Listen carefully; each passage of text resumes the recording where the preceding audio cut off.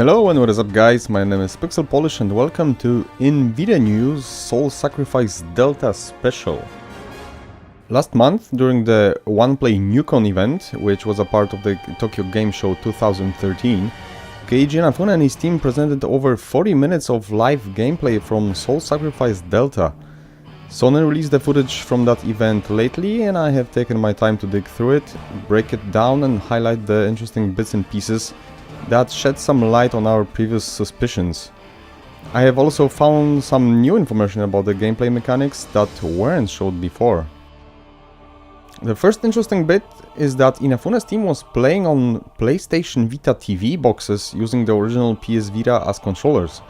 I had my suspicions about that possibility, but it's nice to have a confirmation now. All the more reasons to get the device once it hits the Western markets. As it was shown during the presentation, you will be able to simply choose your alignment with the three factions from the game. Now it's not entirely clear to me if you can do that only once or you can choose the side each time before undertaking the pact, but my guess is you can do it each time since the book can be written using Lacrima, but don't quote me on that.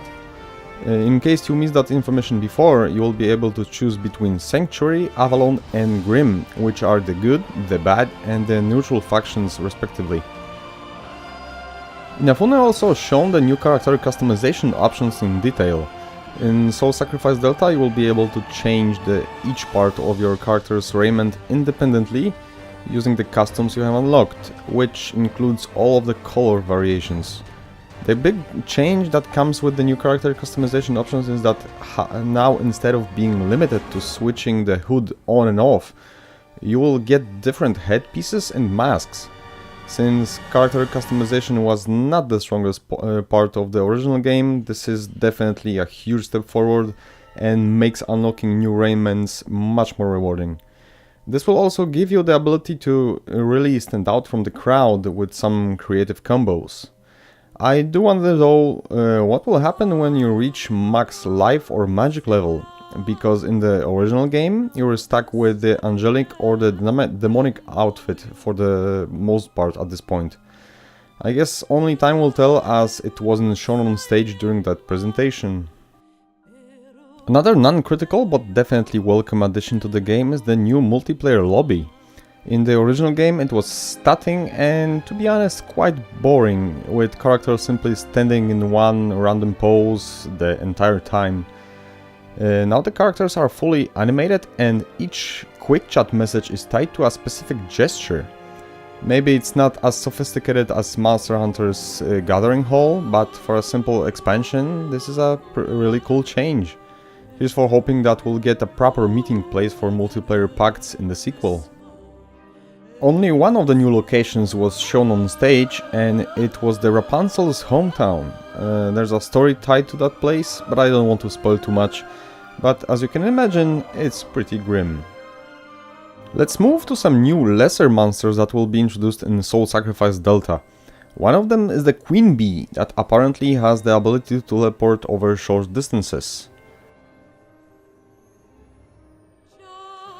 Another one is a grotesque version of a rabbit with a huge fists for ears. His attacks are similar to charged giant's arms attack that players can use.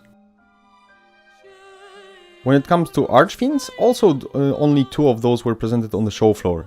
The first one is Wolf, a warrior in its past life.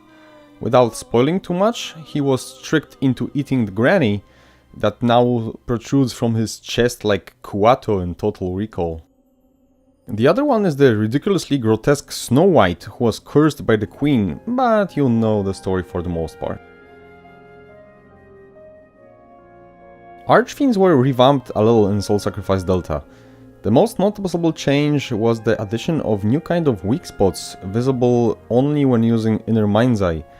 Those newly added weak spots are easily recognized by their purple color.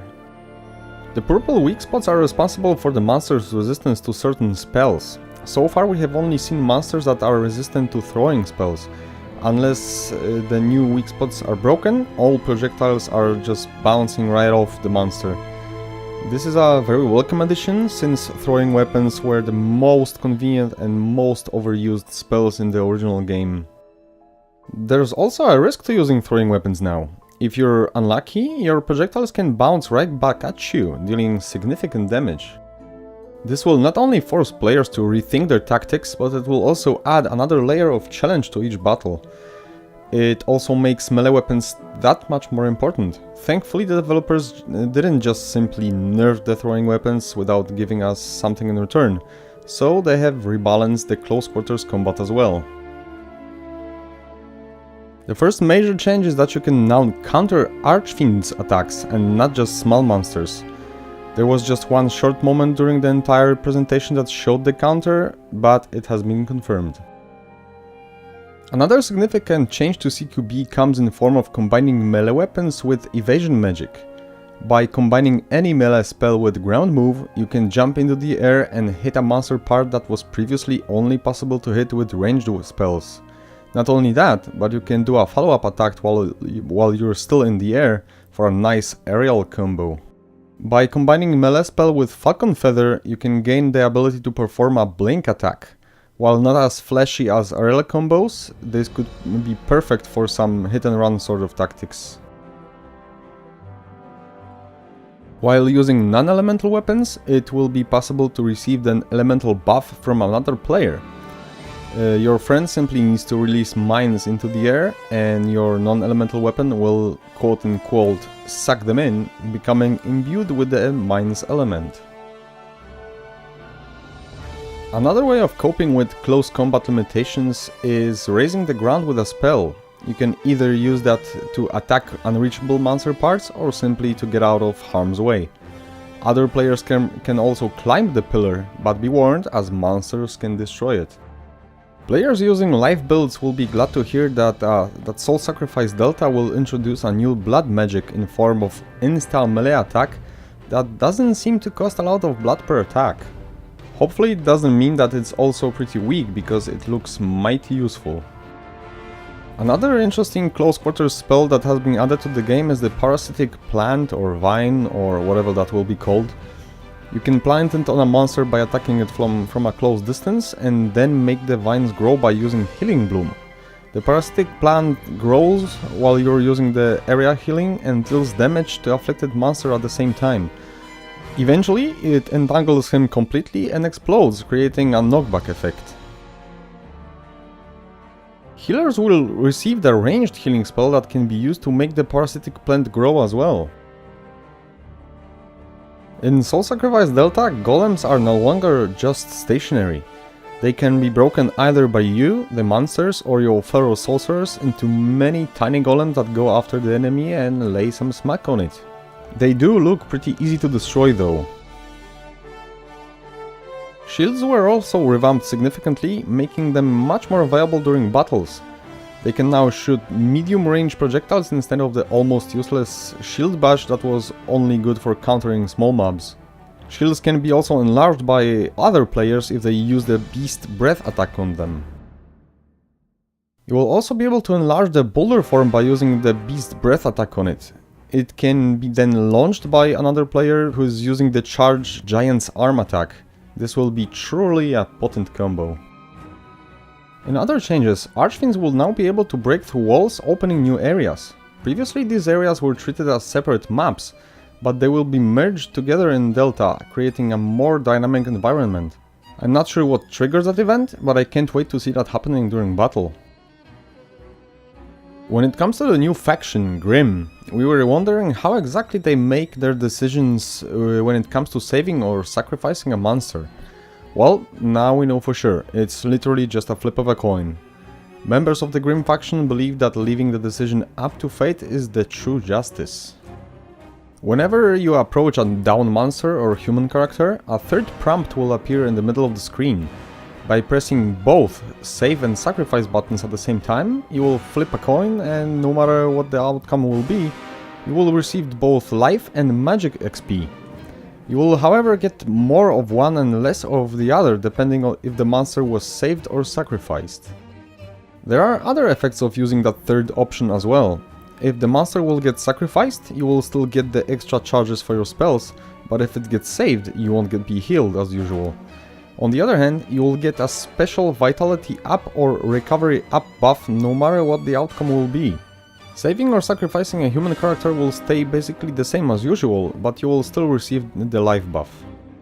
When it comes to sacrificing other players, if a down neutral character will get sacrificed, you will see a different effect than usual.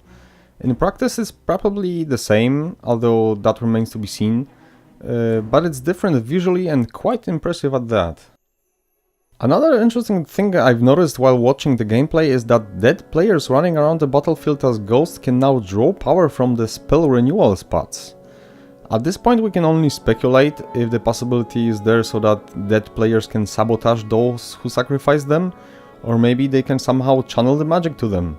Unfortunately, I couldn't find any clarification on that anywhere. And that is it for my TGS Soul Sacrifice Delta gameplay analysis. You can watch both of the original presentations in their entirety by clicking the thumbnails visible on screen. If you enjoyed this video, please give it a like and subscribe to my channel for more. If you have found anything that I've missed in the original material, please let me know in the comment section below and I'll make sure to put that information in my future Soul Sacrifice Delta related videos. As for now, take care and keep your eyes peeled for more updates on this channel. PixelPolish out. Another significant change to CQB